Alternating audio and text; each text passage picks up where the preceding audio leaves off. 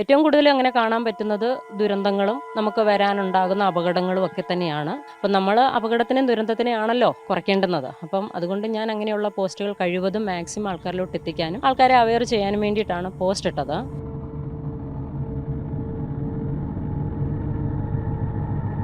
നമ്മുടെ വാൽപ്പാറ ദുരന്തം കണ്ടത് ഇതേപോലെ തന്നെ ഒരു വണ്ടി ടോപ്പ് കാണുന്നു, ആ ടോപ്പിൽ നിന്ന് വണ്ടി താഴോട്ട് ഉരുണ്ട് പോകുന്നതായിട്ട് തന്നെയാണ് കാണുന്നത്. അത് ഉരുണ്ട് പോകുന്നതും താഴ്ചയിൽ പോകുന്നതും ആൾക്കാർ ചിതറി പോകുന്നതും അതിൽ 3 കുട്ടികളുണ്ടായിരുന്നു.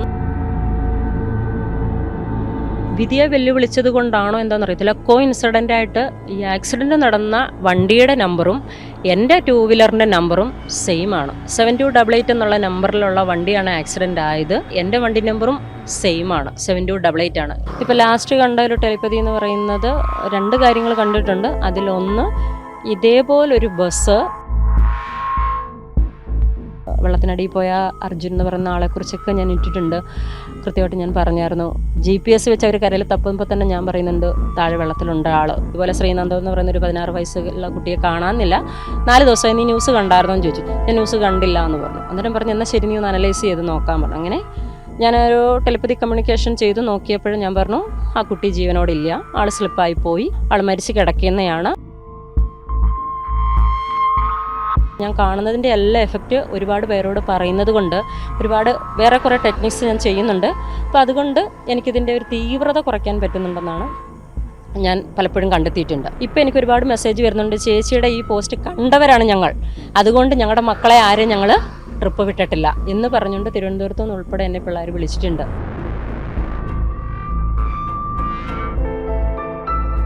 നമസ്കാരം. മലപ്പുറത്തെ ഒരു സ്കൂളിൽ നിന്നും വിനോദയാത്രയ്ക്ക് പോയ അധ്യാപകരും കുടുംബാംഗങ്ങളും സഞ്ചരിച്ച ട്രാവലർ വാൽപ്പാറയിൽ വെച്ച് അപകടമുണ്ടായി 9 പേരാണ് മരണപ്പെട്ടത്. ഏറെ ഞെട്ടലോടെയാണ് നമ്മൾ ആ വാർത്ത കേട്ടത്. ഈ അപകടം ഉണ്ടാകുമെന്ന് ഒരാഴ്ചയ്ക്ക് മുമ്പ് തന്നെ പ്രവചിച്ച ഒരു പോസ്റ്റ് സോഷ്യൽ മീഡിയയിൽ ഇപ്പോൾ വൈറലാണ്. RV മായ എന്ന ഇൻസ്റ്റാഗ്രാം, ഫേസ്ബുക്ക് പേജുകളിലാണ് ഇത്തരത്തിലൊരു പോസ്റ്റ് വൈറലായിക്കൊണ്ടിരിക്കുന്നത്. RV മായ എന്നറിയപ്പെടുന്ന പത്തനംതിട്ട സ്വദേശി മായ മോഹനാണ് മറുനടപ്പ് ചേരുന്നത്. മായ, എങ്ങനെയാണ് ഇത്തരത്തിലൊരു പോസ്റ്റ് ഇടാൻ സാഹചര്യം? നമസ്കാരം. ഇപ്പോൾ ഞാൻ ഒരു വല്ലാത്തൊരു സിറ്റുവേഷനിലാണ് നിങ്ങളുടെ മുന്നിൽ എത്തി നിൽക്കുന്നത്.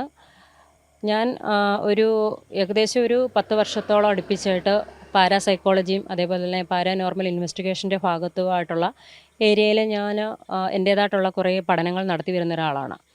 അപ്പോൾ ഞാൻ ഇതിനു മുൻപും പ്രീ കൊഗ്നിഷൻ ടെലിപ്പതിയായിട്ടുള്ള കമ്മ്യൂണിക്കേഷൻ എനിക്ക് കിട്ടുന്ന കാര്യങ്ങൾ ഞാൻ ഇടാറുണ്ടായിരുന്നു. അപ്പോൾ അങ്ങനെ എനിക്കിപ്പോൾ ഈ കഴിഞ്ഞ ആഴ്ച ഞാൻ ഈ ഒരു പ്രീ കൊഗ്നിഷൻ ടെലിപ്പതി ചെയ്ത സമയത്ത് എനിക്ക് കിട്ടിയ ഒരു കമ്മ്യൂണിക്കേഷനാണ് ഞാൻ ഷെയർ ചെയ്തത്.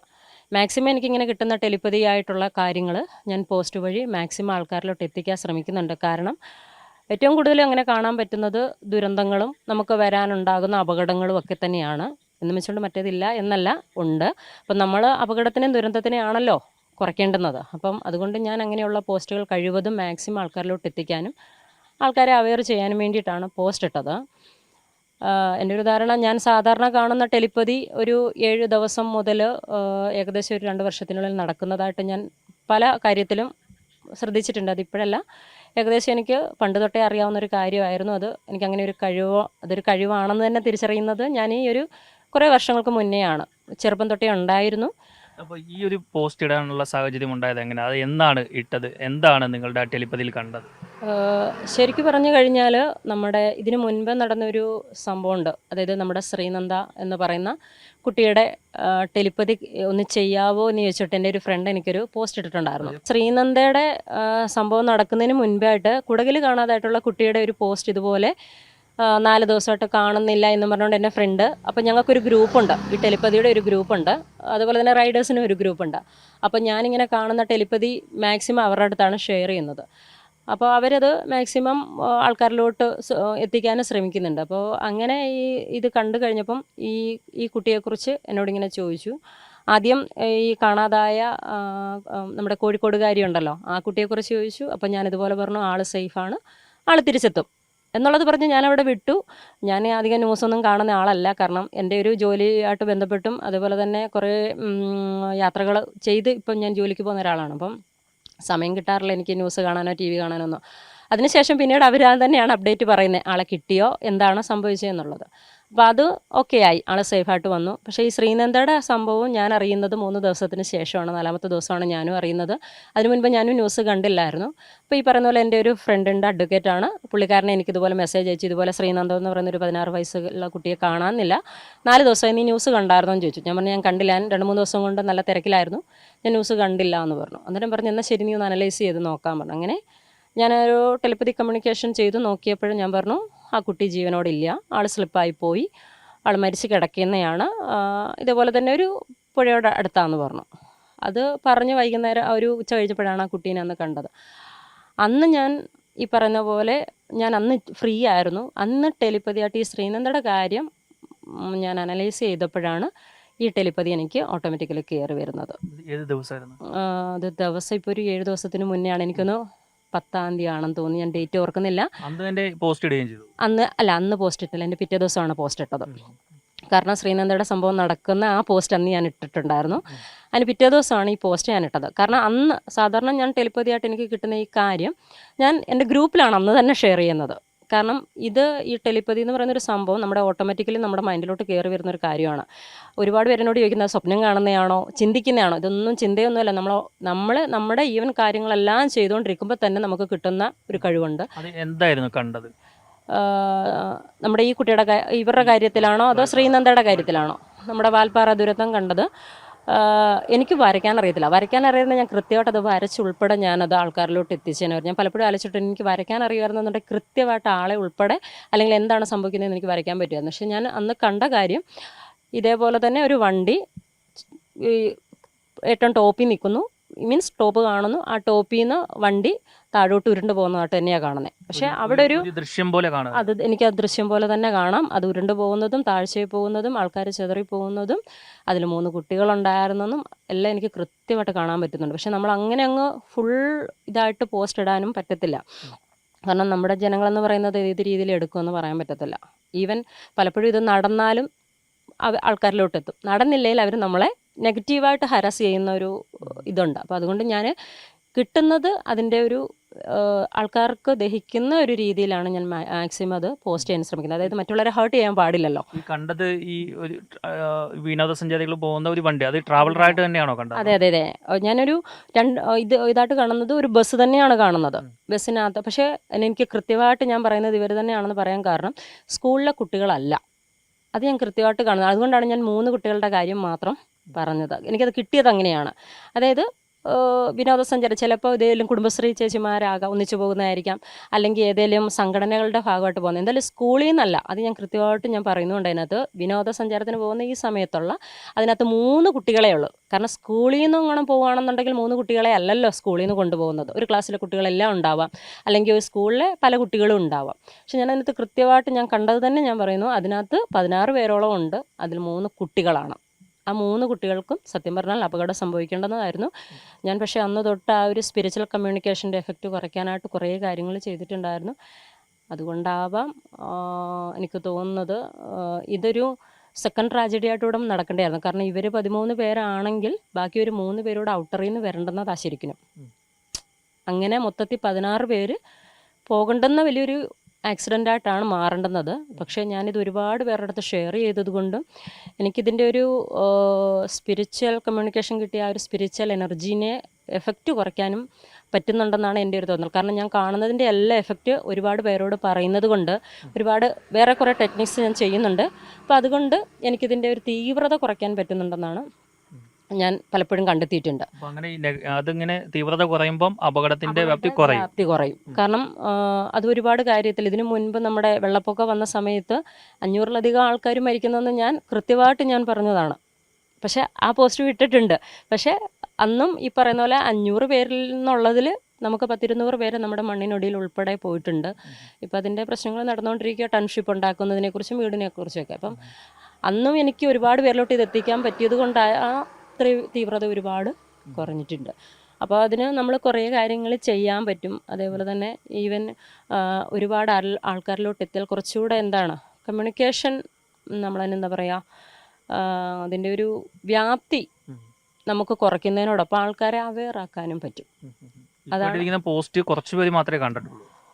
വളരെ കുറച്ച് പേരാണ് കണ്ടത്. പക്ഷേ ഇപ്പോൾ ഈ രണ്ടാമതിട്ട പോസ്റ്റ് ഒരുപാട് ആൾക്കാർ കണ്ടു. ഇത് ആദ്യമേ കണ്ടിരുന്നെങ്കിൽ ഒരുപാട് പേർക്ക് ഒന്നുകൂടെ അവെയർ ആകാൻ പറ്റിയേനെ. കാരണം ഇപ്പോൾ എനിക്ക് ഒരുപാട് മെസ്സേജ് വരുന്നുണ്ട്, ചേച്ചിയുടെ ഈ പോസ്റ്റ് കണ്ടവരാണ് ഞങ്ങൾ, അതുകൊണ്ട് ഞങ്ങളുടെ മക്കളെ ആരെയും ഞങ്ങൾ ട്രിപ്പ് വിട്ടിട്ടില്ല എന്ന് പറഞ്ഞുകൊണ്ട് തിരുവനന്തപുരത്ത് നിന്ന് ഉൾപ്പെടെ എന്നെ പിള്ളേർ വിളിച്ചിട്ടുണ്ട്.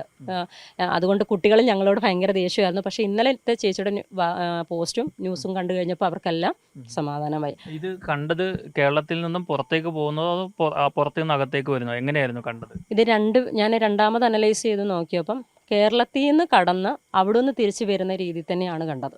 അതായത് മലയാളികൾക്കാണ് വരുന്നത്, അത് ഷുവറാണ്. മലയാളികൾക്കല്ലേ തമിഴ്നാട്ടുകാർക്ക്, ഈ രണ്ട് ഏരിയ അല്ലെങ്കിൽ ഇത് രണ്ടും കൂടെ ചേർന്ന ആൾക്കാർക്ക്, അത് ഞാൻ കൃത്യമായിട്ട് പോസ്റ്റിലും ചേർത്തിട്ടുണ്ട്. കേരളം തമിഴ്നാട് ബോർഡറിലാണെന്ന് പറയാനും പറ്റത്തില്ല, കാരണം ഒരുപാട് ബോർഡറുണ്ട് നമുക്ക്. അത് തെറ്റിദ്ധരിപ്പിക്കേണ്ടെന്ന് ഓർത്താൽ ഞാൻ ബോർഡറിന് ചേർക്കാഞ്ഞ്. കാരണം ഇടുക്കി നമുക്ക് ബോർഡറുണ്ട്, പാലക്കാടുണ്ട്, അതേപോലെ തന്നെ കാസർഗോഡ് പോകുമ്പോൾ ഉണ്ട്. അങ്ങനെ ഒരുപാട് ബോർഡർ ഉള്ളതുകൊണ്ട് അല്ലെങ്കിൽ വയനാട് ഉള്ളതുകൊണ്ടൊക്കെ നമ്മൾ ശ്രദ്ധിക്കത്തില്ലല്ലോ. അപ്പോൾ അതുകൊണ്ടാണ് ഞാൻ ബോർഡർ പറയാതെ കേരള തമിഴ്നാട് ഉൾപ്പെടും. ഇതിനകത്ത് കൃത്യമായിട്ട് അതിനകത്ത് ഉൾപ്പെടും. ഒന്നീ കേരളത്തിൽ നിന്ന് അങ്ങോട്ട് പോകാം, അല്ലെ അവിടെ നിന്ന് തിരിച്ച് ഇങ്ങോട്ട് വരുന്നതായിരിക്കും. എന്തായാലും ഇങ്ങനൊരു ട്രാജഡി നമുക്ക് ഉണ്ടാവും. ഇതിൽ എന്നെ ഏറെ ഞെട്ടിച്ച് എന്താണെന്ന് ചോദിച്ചു കഴിഞ്ഞാൽ, വിധിയെ വെല്ലുവിളിച്ചത് കൊണ്ടാണോ എന്താണെന്ന് അറിയത്തില്ല, ഇൻസിഡൻ്റായിട്ട് ഈ ആക്സിഡൻറ്റ് നടന്ന വണ്ടിയുടെ നമ്പറും എൻ്റെ 2 വീലറിൻ്റെ നമ്പറും സെയിം ആണ്. 7288 എന്നുള്ള നമ്പറിലുള്ള വണ്ടിയാണ് ആക്സിഡൻ്റ് ആയത്. അതേപോലെ തന്നെ എൻ്റെ വണ്ടി നമ്പറും സെയിം ആണ്, 7288 ആണ്. രജിസ്ട്രേഷൻ വേറെ ആണെങ്കിലും 2 വണ്ടി നമ്പറും സെയിം ആണ്. ഞാൻ വിധിയെ വെല്ലുവിളിച്ചത് കൊണ്ട് ചിലപ്പോൾ എനിക്ക് കിട്ടിയൊരു വാണിംഗ് ആയിരിക്കാം. അതായത് ഇങ്ങനെ നീ ചെയ്ത് തുടർന്നുകൊണ്ടിരുന്നു കഴിഞ്ഞാൽ നിൻ്റെ ജീവിതത്തിന് അല്ലെങ്കിൽ നിൻ്റെ മരണത്തിന് ഉൾപ്പെടെ ഇതൊരു കാരണമാകാം. പക്ഷെ ഞാനതിൽ ഭയക്കുന്നില്ല, കാരണം എൻ്റെ എൻഡ് വരെ ഞാനിത് തുടരും. അതായത് ഇങ്ങനെയുള്ള കാര്യങ്ങൾ ഇങ്ങനെ പറയുമ്പം ഈ ടെലിപ്പതി ചെയ്യുന്ന ആ ഒരു സ്പിരിച്വൽ ഒരു എനർജി നിങ്ങളെ ഇല്ലാതാക്കുമെന്നാണോ? യെസ്, ആ ഒരു സ്പിരിച്വൽ കമ്മ്യൂണിക്കേഷൻ എനിക്കിപ്പം തരുന്നത് പോസിറ്റീവായിട്ടായിരിക്കും ആൾക്കാരെ രക്ഷിക്കാൻ. പക്ഷേ നമ്മൾ ഒരാളുടെ വിധിയെ നിർണ്ണയിക്കാൻ നമ്മൾ തുടങ്ങിക്കഴിഞ്ഞാൽ അതിനപ്പുറത്തുള്ള എനർജി നമുക്ക് എന്താണോ തരുന്നതെന്ന് നമുക്ക് പറയാൻ പറ്റത്തില്ല. കാരണം അത് തടുക്കുന്ന ആളെ ആദ്യമേ തീർക്കാം എന്നുള്ളൊരു കോൺസെപ്റ്റ് ആയിരിക്കാം, അല്ലെങ്കിൽ അതൊരു ഒരു വെല്ലുവിളി എന്ന് തന്നെ പറയാം. അതെങ്ങനെയായി എന്നുള്ളത് എന്നെ ഭയങ്കരമായിട്ട് ഞെട്ടിച്ചിട്ടുണ്ട്. കാരണം സാധാരണ ഞാനൊരു സംഭവം കണ്ടു കഴിഞ്ഞാൽ 7 ദിവസത്തിന് അപ്പുറത്തേ നടക്കത്തുള്ളൂ. എങ്ങനെ പോലെ 1 മാസമോ 2 മാസമോ ഒക്കെ നടക്കത്തുള്ളൂ. അപ്പോൾ അത് അത്രത്തോളം വരണ്ടുന്ന ഒരു ഇൻസിഡൻ്റ് ആയതുകൊണ്ടാണ് ഇത്ര ചെറിയ ഷോർട്ട് പീരീഡിൽ അത് വന്നത്. 2 കൃത്യമായിട്ട് ഞാൻ സ്ഥലം പറഞ്ഞു. കേരള തമിഴ്നാട് ബോർഡർ എന്നുള്ളത് ഞാൻ ഇട്ടില്ല എന്നുണ്ടെങ്കിൽ അത് ഞാൻ അങ്ങനെ ഇടാഞ്ഞതാണ്. ഏത് ബോർഡറാണെന്ന് എനിക്ക് കൃത്യമായിട്ട് അറിയാത്തതുകൊണ്ട്. പക്ഷേ കേരള തമിഴ്നാട്ടിൽ നടക്കും.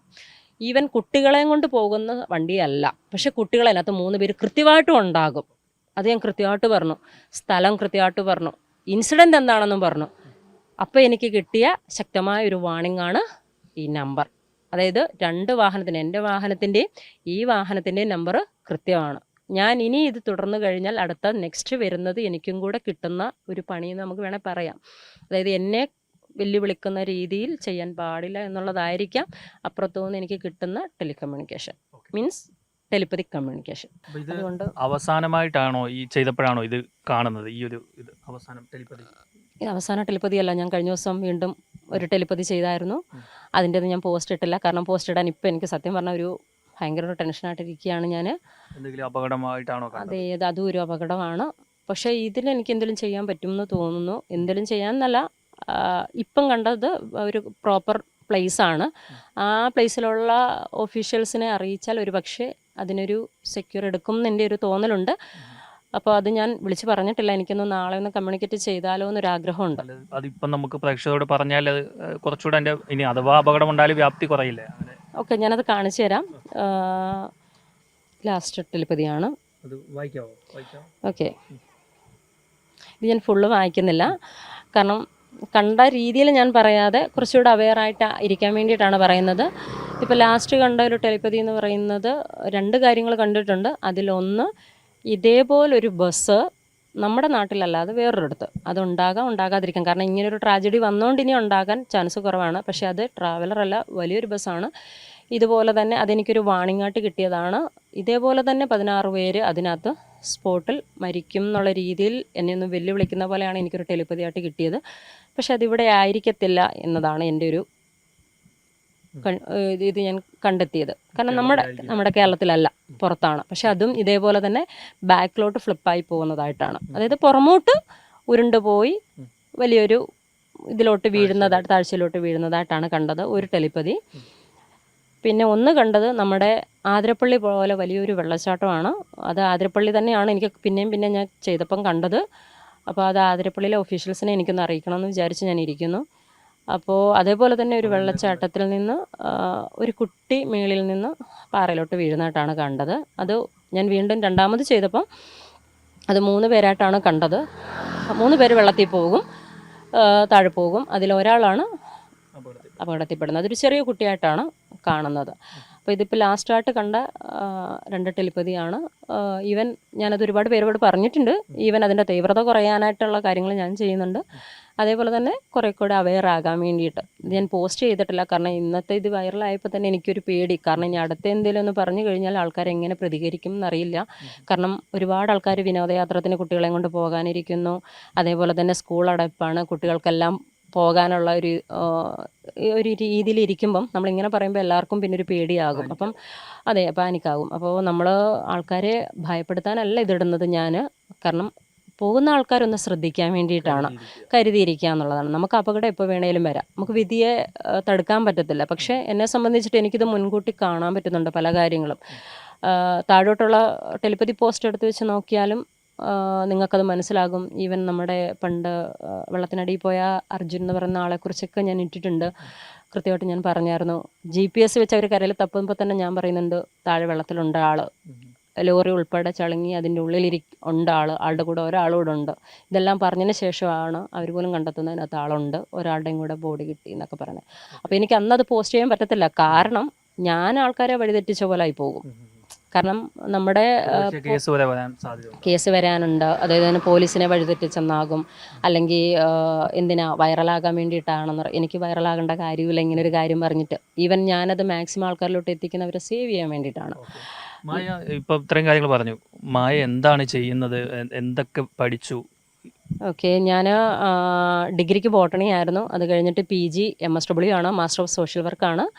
അത് കഴിഞ്ഞിട്ട് പല മേഖലയിൽ വർക്ക് ചെയ്തു. ഏറ്റവും കൂടുതൽ ഗവൺമെൻറ്റിൻ്റെ പ്രൊജക്റ്റുകളിലും ഗവൺമെൻറ്റിൻ്റെ മിഷനുകളുമാണ് വർക്ക് ചെയ്തുകൊണ്ടിരുന്നത്. ഈവൻ സൈക്കോളജിസ്റ്റ് ആയിരുന്നു, കൗൺസിലറായിരുന്നു, പിന്നെ ജില്ലാ പ്രോഗ്രാം കോർഡിനേറ്ററായിട്ടായിരുന്നു, അതേപോലെ തന്നെ മാനേജറായിട്ടുണ്ട്. അങ്ങനെ 2 വർഷം 3 വർഷം ബേസ് ചെയ്തിട്ട് ഞാൻ പല പ്രൊജക്റ്റിലും ഇരുന്നു. ഇപ്പം ഞാനൊരു ഗവൺമെൻറ് പ്രൊജക്റ്റിൽ തന്നെ ഒരു കോർഡിനേറ്ററാണ്.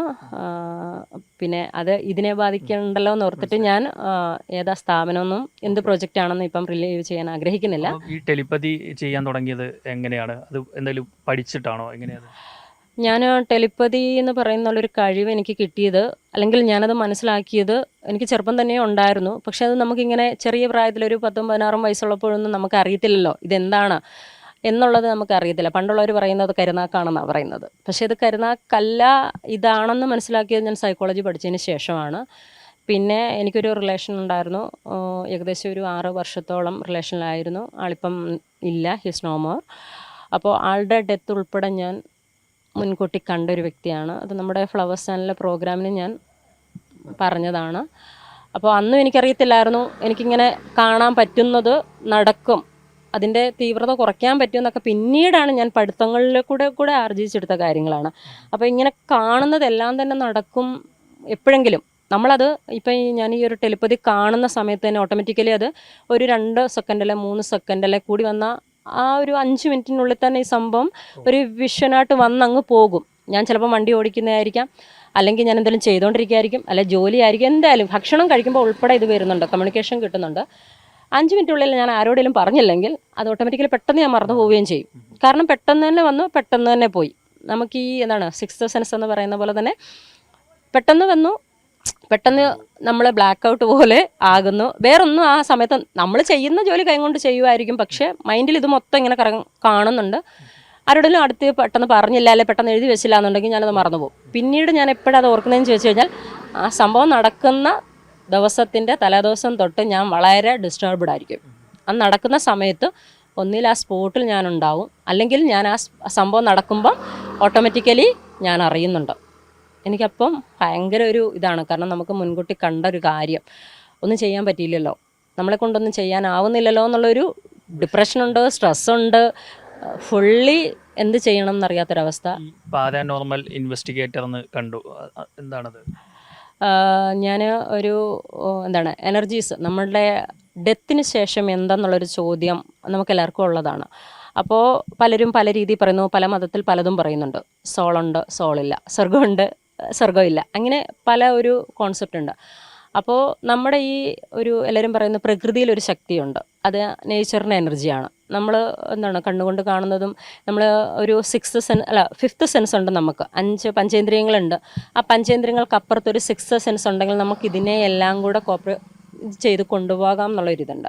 അപ്പോൾ അതുപയോഗിച്ചാൽ നമുക്ക് എനർജീസിനെ കാണാൻ പറ്റുമോ, ഹോണ്ടഡ് ആയിട്ടുള്ള സ്ഥലത്തിൽ എന്താണ് പേടിക്കാനിരിക്കേണ്ടുന്നത്, ഡെത്ത് കഴിഞ്ഞ് കഴിഞ്ഞാലോ അല്ല ഡെത്തിലോട്ട് എത്തിയിട്ട് തിരിച്ചു വരുന്ന ആൾക്കാർക്കുണ്ടാകുന്ന അനുഭവം എന്താണ്. അപ്പോൾ ഇങ്ങനെ കുറേ കാര്യങ്ങൾ സൈക്കോളജിക്കലി പരമായിട്ട് ഞാൻ നോക്കിയപ്പം ക്ലിനിക്കൽ സൈക്കോളജിയെക്കാട്ടി നല്ലതും പാരാസൈക്കോളജി എന്താണെന്ന് അറിയണം എന്നൊരാഗ്രഹം ഉണ്ടായിരുന്നു. അപ്പോൾ അതിൻ്റെ കൂടെ എൻ്റെ ഈ കഴിവ് അന്നാണ് ഞാൻ തന്നെ മനസ്സിലാക്കുന്നത്, ഈ ഒരു കഴിവ് എനിക്ക് എവിടെ നിന്നാണ് വരുന്നത്, ഇതെവിടുന്നാണ്, ഇത് പാരാസൈക്കോളജിയുടെ ഒരു ബ്രാഞ്ചാണ് ഈ പ്രീ കൊഗ്നിഷൻ അല്ലെങ്കിൽ ടെലിപ്പതി അല്ലെങ്കിൽ സൈക്കോകൈനസിസ് എന്നൊക്കെ പറയുന്നത്. അപ്പോൾ അത് എന്നിലുണ്ടെന്ന് എനിക്ക് മനസ്സിലായപ്പം പാരാസൈക്കോളജി എന്താണെന്ന് അറിയണം. ഈവൻ ഹോണ്ടഡ് ആയിട്ടുള്ള പ്ലേസുകളിൽ എനർജി ഉണ്ടോ, ഈ പറയുന്ന ഡെത്ത് കഴിഞ്ഞവർ അല്ലെങ്കിൽ നേച്ചറിൻ്റെ എനർജി അവിടെ ഉണ്ടോ, ഈവൻ അമ്പലം പള്ളി അങ്ങനെയുള്ളിടത്ത് പോസിറ്റീവ് എനർജി ഉണ്ടോ. അപ്പോൾ ഇതൊക്കെ അറിയാൻ വേണ്ടിയിട്ട് ഞാൻ പാരാസൈക്കോളജി പഠിക്കുകയാണ്. അതേപോലെ തന്നെ അപ്പോഴാണ് ഞാൻ ഒരു പാരാനോർമൽ ഇൻവെസ്റ്റിഗേറ്റർമാർ ഇവിടെ ഉണ്ടായിരുന്നു, അവരിങ്ങനെ കുറേ കാര്യങ്ങൾ ചെയ്തിരുന്നു. അപ്പോൾ അവരുടെ ചുവട് പിടിച്ചിട്ടാണ് ഞാൻ പല കാര്യങ്ങളും മനസ്സിലാക്കിയത്, പഠിച്ചത്. പിന്നെ ഞാൻ സ്വയം ചെയ്യാൻ തുടങ്ങി. ഒരു സ്ഥലത്ത് പോയാൽ എനർജീനെ ഐഡൻറ്റിഫൈ ചെയ്യാൻ പറ്റുമോ, അതിനെ കമ്മ്യൂണിക്കേറ്റ് ചെയ്യാൻ പറ്റുമോ. ഈവൻ ഐഡൻറ്റിഫൈ ചെയ്ത് കമ്മ്യൂണിക്കേറ്റ് ചെയ്ത് കഴിഞ്ഞാൽ നെക്സ്റ്റ് നമുക്കൊരു ഫ്യൂച്ചറിൽ അല്ലെങ്കിൽ അടുത്തൊരു ഭാവിക്കോ അടുത്തൊരു തലമുറക്ക് നമ്മുടെ ശാസ്ത്രജ്ഞന്മാർ ചെയ്യുന്ന പോലെ ഇതിനെ കൊണ്ട് ഏതെങ്കിലും രീതിയിൽ നമുക്ക് യൂസസ് ആകുമോ എന്നുള്ള രീതിയിൽ ഞാൻ റിസർച്ച് ചെയ്യാൻ തുടങ്ങിയത്. എനിവേ അങ്ങനെയാണ് ഞാനൊരു പാരാസൈക്കോളജിയും പാരാനോർമൽ റിസർച്ചും എൻ്റെ ഒരു ജീവിതത്തിൻ്റെ ഭാഗമാക്കിയത്. ഓക്കെ, അപ്പം പീയൂഷ്, എനിക്ക് ലാസ്റ്റായിട്ട് പറയാനുള്ളത്, ഇപ്പോൾ അപകടത്തിൽപ്പെട്ട ആൾക്കാർക്ക് ആദരാഞ്ജലികൾ നേരുന്നതിനോടൊപ്പം ഞാനും ഭയങ്കര ഡിസ്റ്റർബ്ഡാണ്. ഒന്നും ചെയ്യാൻ കഴിയാതെ പോയി. എനിക്കാകെ ചെയ്യാൻ പറ്റിയ എൻ്റെ തീവ്രത കുറയ്ക്കാൻ മാത്രമാണ്. അപ്പോൾ മരണപ്പെട്ടവർക്ക് ആദരാഞ്ജലികൾ അറിയുന്നതിനോടൊപ്പം രക്ഷപ്പെട്ട 4 പേരും തിരിച്ച് നന്നായിട്ട് ജീവിതത്തിലോട്ട് വരാനും മരിച്ചവരുടെയും രക്ഷപ്പെട്ടവരുടെയും കുടുംബാംഗങ്ങൾക്ക് എല്ലാം സഹിക്കാനും പുറത്ത് വരാനുമുള്ള ആ ഒരു ട്രോമയിൽ നിന്ന് പുറത്ത് വരാനുള്ള എല്ലാ കാര്യങ്ങളും ഗവൺമെൻറ്റും മറ്റ് സംഘടനകളും ചെയ്തു നൽകണമെന്നും അതോടൊപ്പം തന്നെ അവർ മുന്നോട്ട് വരാനായിട്ട് ഞാനും ആത്മാർത്ഥമായിട്ട് പ്രാർത്ഥിക്കുന്നു. ഞാനും നിങ്ങളെപ്പോലെ തന്നെ ഭയങ്കര ഡിസ്റ്റർബ്ഡാണ്. എനിക്കും എന്ത് പറയണമെന്ന് ശരിക്കും അറിയില്ല ശരിക്കും. ഓക്കെ, എനിവേ ഞാനിപ്പോൾ ഒരു ടെലിപ്പതിയെക്കുറിച്ച് പറഞ്ഞിട്ടുണ്ട്. അത് നടക്കാം, നടക്കാതിരിക്കാം. പൂർണ്ണമായിട്ട് അതിൻ്റെ ഒരു പാത പിന്തുടർന്ന് ദൈവത്തെ ഓർത്താരും എൻ്റെ നേർക്ക് ശരം ചെയ്യാൻ വരരുത്. കാരണം ഇത് ഞാൻ സ്വപ്നം കണ്ടതോ ചിന്തിച്ചോ പറയുന്നതല്ല. എനിക്ക് കിട്ടുന്ന എൻ്റെ ഒരു കഴിവ് വെച്ചിട്ട് ഞാൻ കണ്ടെത്തുന്ന കാര്യങ്ങളാണ്.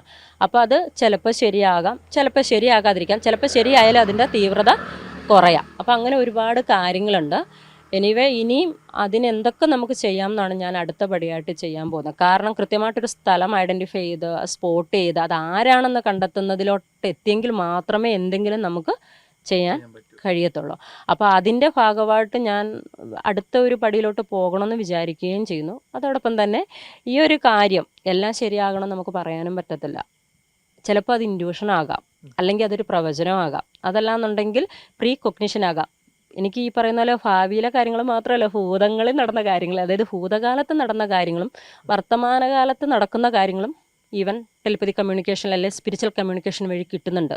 ഇത് ഭാവിയെക്കുറിച്ച് മാത്രം പ്രവചനമാണെങ്കിൽ നമുക്ക് പറയാൻ വല്ല ആസ്ട്രോളജറുമാണെന്ന്. ഞാനൊരു ആസ്ട്രോളജർ അല്ല. എനിവേ എനിക്ക് കിട്ടുന്ന ഈ കമ്മ്യൂണിക്കേഷൻ സ്പിരിച്വൽ കമ്മ്യൂണിക്കേഷൻ ആകാം, അല്ലെങ്കിൽ ടെലിപ്പതി കമ്മ്യൂണിക്കേഷൻ എവിടുന്ന് വരുന്നു, എങ്ങോട്ട് പോകുന്നു, എന്ത് നടക്കുന്നു എന്നുള്ളതെല്ലാം എപ്പോഴും ക്വസ്റ്റ്യൻ മാർക്കാണ്. കിട്ടുന്നത് ആൾക്കാരിലോട്ട് കമ്മ്യൂണിക്കേറ്റ് ചെയ്യുക, ആൾക്കാരെ അവെയർ ആക്കാൻ വേണ്ടിയിട്ടാണ് ഞാൻ ചെയ്യുന്നത്. ആരും പാനിക്കാക്കാനോ ഭയപ്പെടുത്താനോ അല്ല. എനിവേ ഇത് നല്ലതായിട്ട് എടുക്കുക, മാക്സിമം ആൾക്കാരിലോട്ട് എത്തിക്കുന്നത് തന്നെ അവെയർ ആകാൻ വേണ്ടിയിട്ടാണ്. അതിൻ്റെ പേരിൽ എന്നെ കല്ലെറിയരുതെന്ന് മാത്രമേ ഉള്ളൂ അപേക്ഷ. മായ പറയുന്ന കാര്യങ്ങളൊക്കെ വിശ്വസിക്കാം, വിശ്വസിക്കാതിരിക്കാം. പക്ഷേ അനുഭവത്തിൽ നിന്നും കിട്ടിയ കാര്യങ്ങളാണ് മായ ഇപ്പോൾ മറുനാടൻ പ്രേക്ഷകർക്ക് മുമ്പിൽ തുറന്ന് പറഞ്ഞിരിക്കുന്നത്.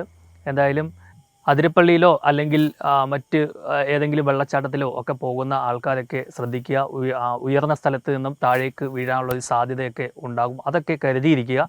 എന്തായാലും മായയുടെ അപ്ഡേറ്റ്സുകൾ അറിയാൻ RV മായ എന്ന് ഫേസ്ബുക്കിൽ നോക്കിയാൽ മതി. കൂടാതെ ഇൻസ്റ്റാഗ്രാം പേജിലുമുണ്ട്. അതിൽ എല്ലാ അപ്ഡേഷൻസും ഉണ്ടാകുമെന്നാണ് പറഞ്ഞിരിക്കുന്നത്. എന്തായാലും അപകടങ്ങളെങ്ങും ഉണ്ടാവാതിരിക്കട്ടെ. ആളുകൾ സുരക്ഷിതരായിരിക്കുക. എവിടെ പോയാലും ജാഗ്രതയോടെ നിൽക്കുക. അപകടമുണ്ടാകുന്ന സ്ഥലത്തേക്ക് പോകാതിരിക്കുക. പത്തനംതിട്ടയിൽ നിന്നും R. പിയൂഷ്, മറുനാടൻ മലയാളി.